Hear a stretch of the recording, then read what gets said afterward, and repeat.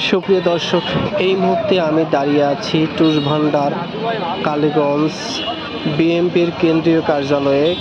আপনাদেরকে দেখানোর চেষ্টা করতেছি এখানে আজকে বিশাল এক র্যালি চলছে 16 ডিসেম্বর বিজয় দিবস উপলক্ষে। আর এই র্যালিতে প্রধান আকর্ষণ জনাব মোহাম্মদ জাহাঙ্গীর আলম এমপি পদপ্রার্থী হিসাবে। তো আপনাদেরকে দেখানোর চেষ্টা করতেছি এই যে জনাব জাহাঙ্গীর আলম মহোদয়কে। এখানে সর্বস্তরের অর্থাৎ কালীগঞ্জ উপজেলার সকল স্তরের নেতাকর্মীদেরকে নিয়ে আজকের এই র্যালি সভা।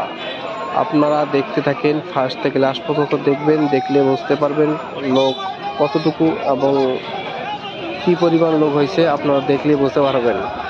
আপনাদেরকে দেখার আহ্বান রাখছি, শেষ পর্যন্ত দেখবেন।